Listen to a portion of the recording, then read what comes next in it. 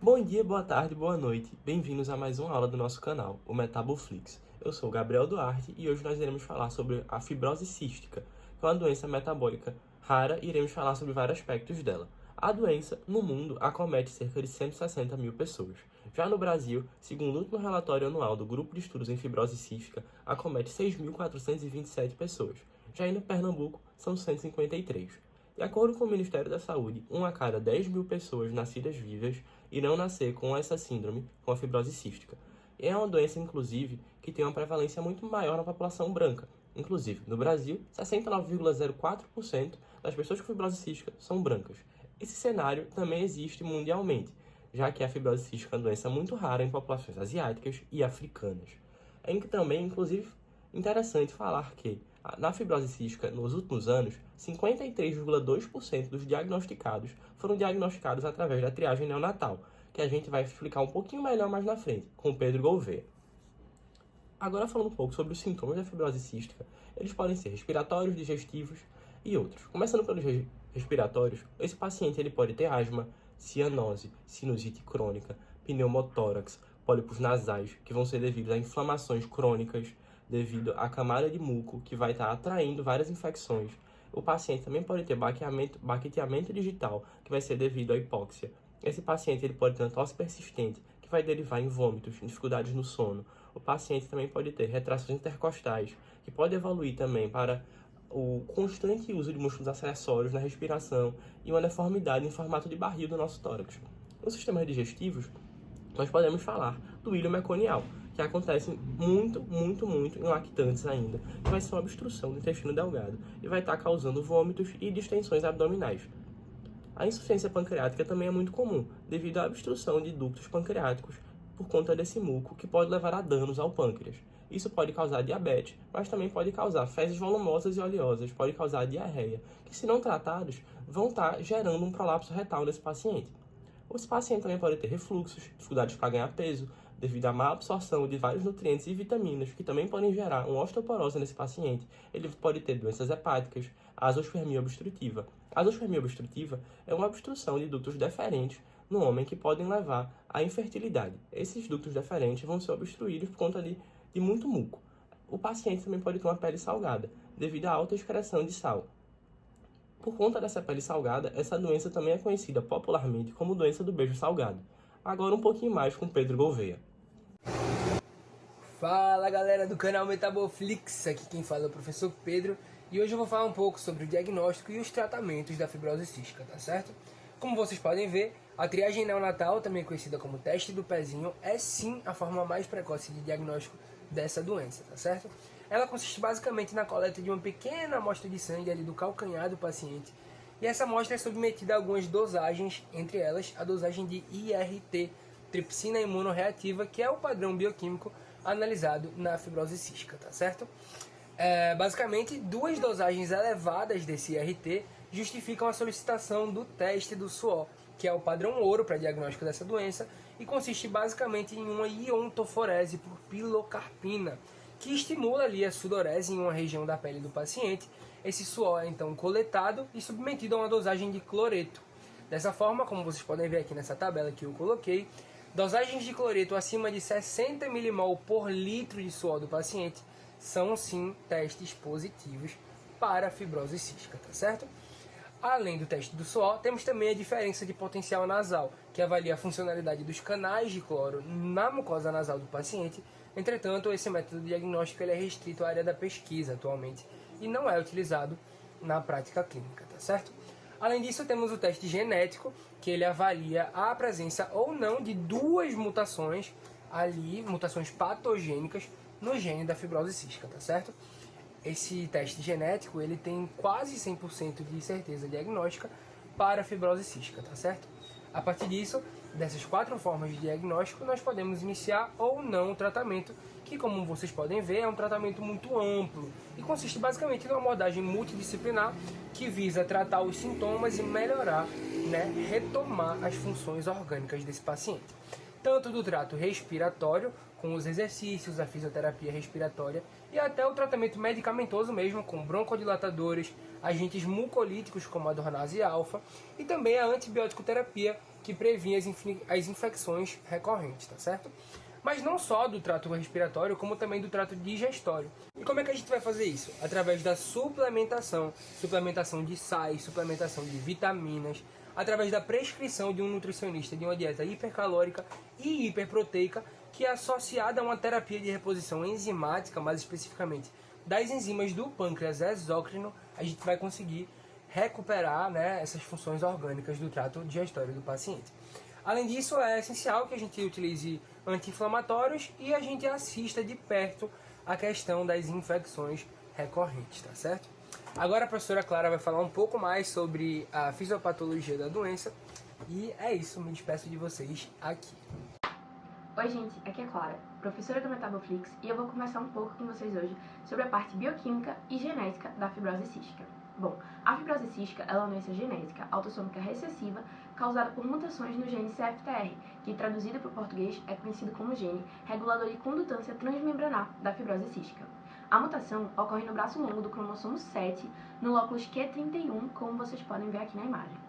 O gene CFTR ele é composto por 250 kilobases de DNA dividido em 27 exons, e a proteína que é produzida é conhecida como a proteína CFTR, que contém 1480 aminoácidos.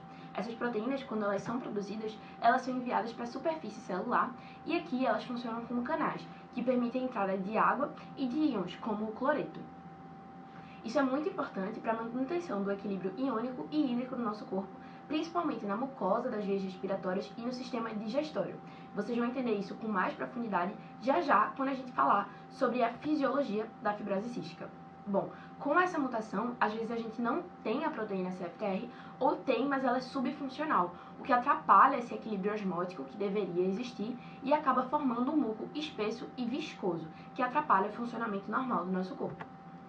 Falando agora especificamente da proteína CFTR, ela é uma glicoproteína localizada na membrana apical das células e ela é composta por 5 principais regiões. Primeiro, a região TMDs, conhecida como os domínios transmembranares.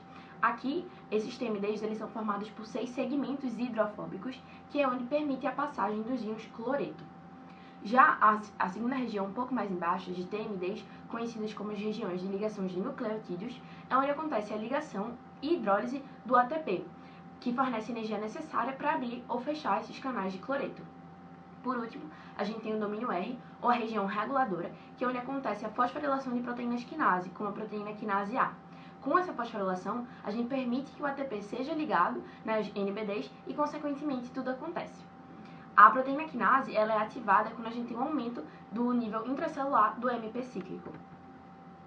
Bom, a fibrose cística ela é composta por mais de 2.000 variações genéticas que são divididas em 6 principais classes.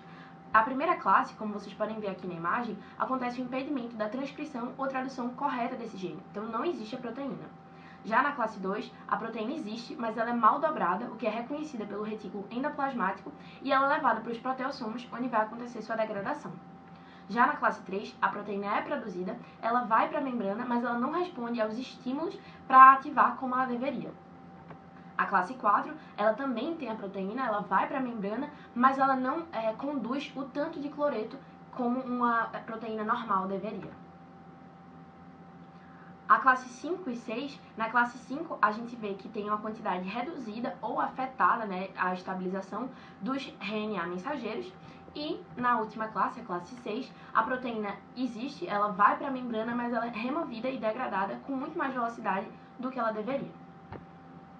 A mutação do nível 1, 2 e 3, né, da classe 1, 2 e 3, ela está associada a fenótipos mais graves dessa doença.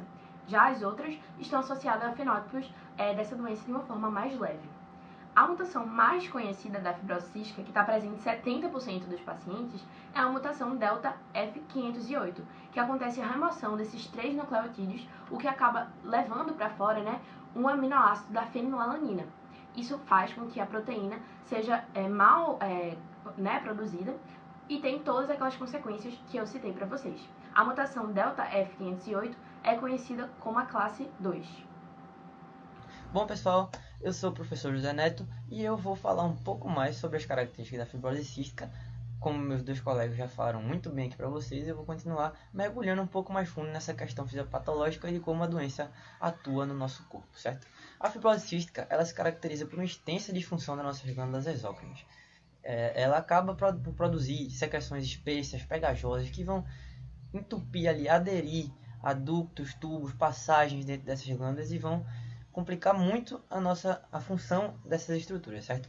As principais estruturas afetadas no nosso corpo pela fibrose cística são as vias respiratórias, né? Principalmente o pulmão, e o pâncreas, que acaba gerando ali inúmeras consequências para o nosso trato gastrointestinal também, certo?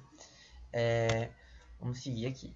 Nas vias respiratórias, como é que ocorre a ação da doença? O acometimento ele é progressivo, ele vai aos poucos e a intensidade é variável, ou seja, ele começa mais devagarzinho assim e depois vai aumentando a intensidade e vai se tornando mais sério, certo? Primeiramente, o muco ele vai se tornando viscoso e a filtragem mucociliar dentro das nossas vias respiratórias ela diminui. Isso propicia o quê? Primeiramente, o muco viscoso propicia um aumento da secreção dentro das nossas vias respiratórias, dentro dos brônquios, dos alvéolos, até da traqueia.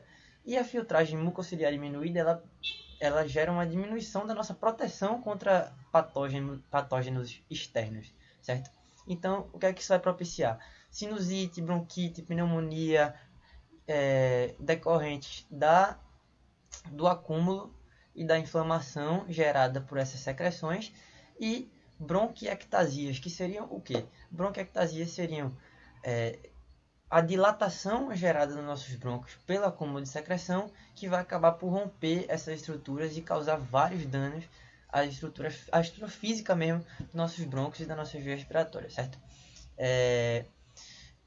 Os principais efeitos eles ocorrem assim em cadeia. Ocorre uma inflamação crônica. Essa inflamação crônica acaba por inflamar ou por ser infeccionada por bactérias que não são filtradas, como eu tinha falado, por essa filtração prejudicada. E isso vai progredindo até, em última instância, chegar a uma insuficiência respiratória e progressivamente a morte, que é o que a gente não quer que o nosso paciente chegue, certo? A melhor maneira de se diagnosticar essa questão é pela radiografia do tórax. Eu acho que a maioria aqui sabe o que é radiografia, certo? Um método de exame em vivo que utiliza radiação como? A radiação é emitida pela máquina, passa ali pelo corpo do paciente, é absorvida de maneiras diferentes pelos tecidos moles, tecidos duros e gera uma imagem no sensor logo abaixo do paciente, certo? Nesse caso específico, ele vai ser muito bom para identificar as bronquiectasias, porque aquele muco que se acumula ali nas vias respiratórias, ele é radiopaco, então ele vai absorver também a radiação e vai ser mostrado bem essa dilatação por meio da radiografia, certo? Indo mais para o outro sistema que é acometido, vamos para o sistema gastrointestinal no pâncreas. Os canalículos pancreáticos eles vão ser obstruídos por esse muco que se acumula, certo? Esse muco espesso e viscoso. Com isso, vai ser impedida a liberação das enzimas pancreáticas no nosso duodeno e não vai ter como os carboidratos, lipídios, proteínas serem digeridos da forma correta, certo? Por essas enzimas. Além disso, vai ter a diarreia crônica como uma manifestação clínica, porque os nutrientes, quando eles não são absorvidos, eles vão passar diretamente para serem excretados, certo? E, por último, vai existir uma diminuição na secreção do bicarbonato de sódio, que é extremamente importante para neutralizar a secreção gástrica que vem do nosso estômago até o duodeno, e com isso vai existir uma acidificação muito grande do duodeno.